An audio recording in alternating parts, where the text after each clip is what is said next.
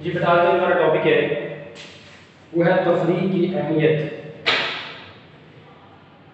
یعنی ہماری زندگی کے اندر تفریح کی کیا اہمیت ہے اس متعلق آج ہم پڑھیں گے۔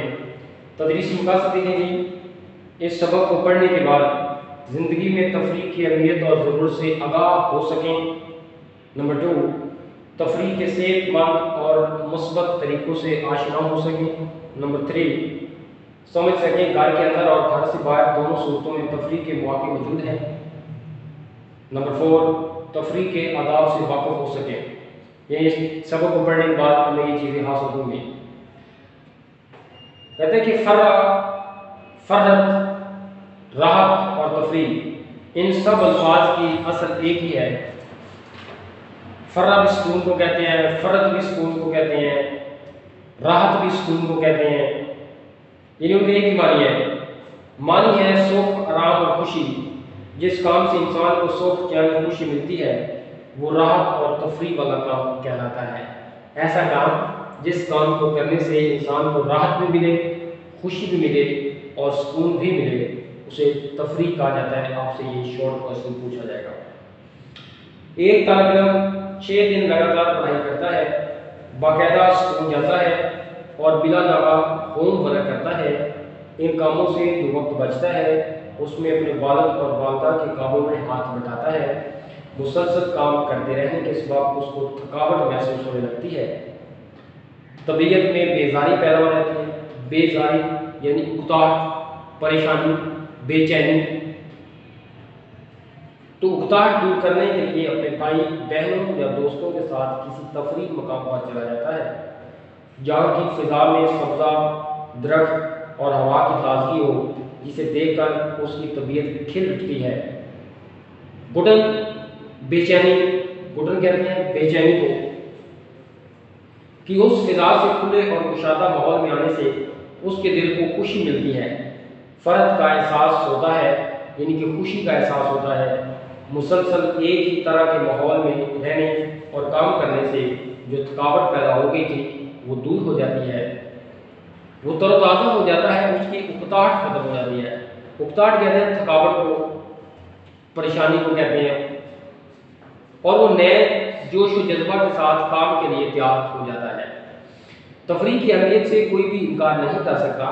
ہر جاندار کا حق ہے کہ اسے سکھ ملے۔ سکھ کہتے ہیں خوشی کو کہتے ہیں یا سکون کو کہا جاتا ہے۔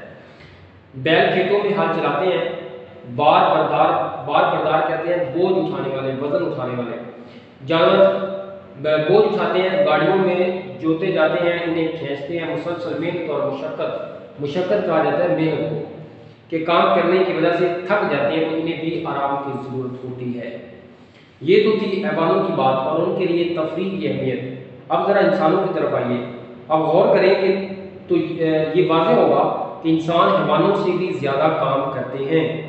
حیوان تو صرف جسمانی محنت کرتے ہیں، بدنی مشقت کے کام انجام دیتے ہیں، یعنی اپنے بدن کے جو محنت ہوتی ہے، جبکہ انسانوں کو دماغی محنت بھی کرنا پڑتی ہے، یعنی دماغی کام اتنے مشکل ہوتے ہیں کہ انسان کو جسمانی مشقت سے بھی زیادہ تھکا دیتے ہیں۔ لہذا انسانوں کو تفریح کی ضرورت حیوانوں سے زیادہ ہوتی ہے۔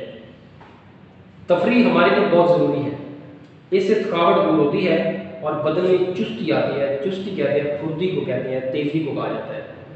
اکتاہٹ اور بیزاری ختم ہو جاتی ہے۔ اکتاہٹ کہتے ہیں تھکاوٹ کو اور بیزاری کا مطلب ہوتا ہے بے چینی۔ الغرض اس سے بہت فائدے حاصل ہوتے ہیں۔ تفریح سے مراد صرف سیر وغیرہ ہی نہیں بلکہ ورزش اور کھیل کود بھی تفریح کا حصہ ہے۔ کھیل کود سے بھی انسان تازہ دم ہو جاتا ہے۔ دماغی اور جسمانی کاموں کی وجہ سے جو تھکاوٹ اور اکتاہٹ ہوتی ہے وہ دور ہو جاتی ہے، انسان تازہ دم ہو جاتا ہے۔ انسان کی صحت کے لیے ورزش بھی نہایت ضروری ہے۔ اگر انسان کی صحت ٹھیک نہ ہو، وہ بیمار ہو، تو پھر دنیا کی کسی نعمت سے بھی لطف اندوز نہیں ہو سکتا۔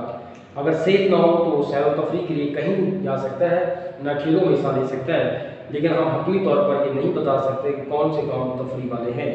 ہو سکتا ہے کہ جمیل ایک کام میں فرق محسوس کرے، وہی کام نسیم کے لیے پریشان ہو۔ انسان کی طبیعت کے مطابق تفریح انسان کی طبیعت اور مزاج کے مطابق اچھی لگتی ہے۔ اگر آپ دیکھیں جو لوگ ہوتے ہیں دانشور ہوتے ہیں ان کی تفریح کا طریقہ کار بڑا مختلف ہوتا ہے، وہ کچھ اور چیزوں کو پسند کرتے ہیں۔ جو شاعر ہوتے ہیں ان کا نقطہ نظر بڑا مختلف ہوتا ہے۔ جو سیاستدان ہوتے ہیں ان کا تفریح کرنے کا اپنا ایک طرح امتیاز ہے۔ اسی طرح دیگر ہر شخص کو دیکھیں آپ کو ان کا تفریح کرنے کا اپنا اپنا ایک مزاج ہوتا ہے، اور وہ اپنے مزاج کے مطابق ان چیزوں کو وہ پسند کرتے ہیں۔ ضروری نہیں ہے کہ اگر شاعری کو پسند کرتا ہوں تو آپ بھی شاعری کو پسند کرتے ہیں، یہ ضروری نہیں ہے۔ یہ آپ کی طبیعت، آپ کا مزاج اپنا ہے، میری طبیعت اور میرا مزاج اپنا ہے۔ تو اس لیے تفریح بھی لازمی ہے کہ آپ کھیل کو پسند کرتے ہیں، میں کھیل کو پسند نہ کرتا ہوں، یہ بھی ضروری ہے۔ تو ہر انسان کی طبیعت جو ہے وہ الگ الگ وہ تفریح کی ڈیمانڈ کرتی ہے، تفریح کا مطالبہ کرتی ہے۔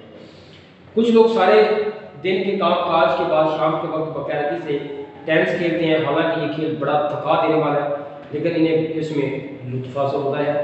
کچھ لوگوں کے نزدیک دن بھر کے کاموں سے فراغت کے بعد، یعنی فارغ ہونے کے بعد رات کے وقت دوستوں کے ساتھ بیٹھ کر گپ شپ لگانا تفریح ہے۔ تو بات ایسے بھی ہے کہ دن میں اپنے کام سے فارغ ہو کر تھکے ہارے جب گھر آتے ہیں تو اپنے بچوں کے ساتھ وہ گپ شپ لگانے میں انہیں مزہ آتا ہے۔ ان کے ساتھ کھیل کود میں شریک ہونا ان کے نزدیک سب سے بڑی تفریح ہے۔ کچھ لوگ ہوتے ہیں جو دن بھر کی محنت کرنے کے بعد تفریح سمجھتے ہیں بک ریڈنگ میں پڑھنا، یعنی قائد اعظم محمد علی جناح آپ لوگ جانتے ہیں بہت بڑے وکیل تھے جنہوں نے پاکستان بنایا، تو ہمارے پاکستان کے بانی ہیں۔ تو وہ جب لا کی پریکٹس کرتے تھے، قانون کی پریکٹس، تو وہ 16 گھنٹے ڈیلی کا ان کا مطالعہ، ان کا اسٹیمنا اتنا تھا کہ ڈیلی وہ 16 گھنٹے قانون کی بکس پڑھنے کے بعد وہ ان کو چھوڑتے تھے۔ تو ان سے پوچھا گیا کہ آپ 16 گھنٹے آپ اسٹڈی کرتے ہیں تو 16 گھنٹوں کے بعد آپ کیا کرتے ہیں، یعنی جب آپ تھک جاتے ہیں تو آپ کیا کرتے ہیں؟ تو انہوں نے کیا کہا کہ جب میں 16 گھنٹے پڑھنے کے بعد تھک جاتا ہوں تو میں اپنی لائبریری میں جاتا ہوں اور میں جا کر ان لوگوں کی زندگیوں کو پڑھتا ہوں جنہوں نے دنیا میں نام حاصل کیا، یعنی پڑھنے کے بعد پھر پڑھائی کا۔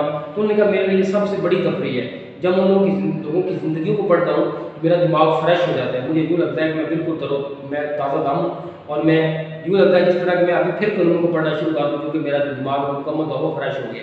تو یہ ہر بندے کی اپنی اپنی جو طبیعت اور مزاج ہوتا ہے۔ طبیعت اور مزاج پیدا ہوتا ہے شوق کے ساتھ۔ آپ کا شوق کیا ہے، جو آپ کا شوق ہے اس کے مطابق آپ کی طبیعت جو ہے اس کے اوپر زور پڑتا ہے اس کی تفریح کی ڈیمانڈ کا۔ آگے کہ ٹھیک یہ آپ کے باقی بارے میں کچھ ہمارا چیپٹر ہاف رہ گیا، اس کو ہم نیکسٹ لیکچر میں کریں، بہت دلچسپ چیپٹر ہے۔ اپنا خیال رکھیے گا، اللہ حافظ۔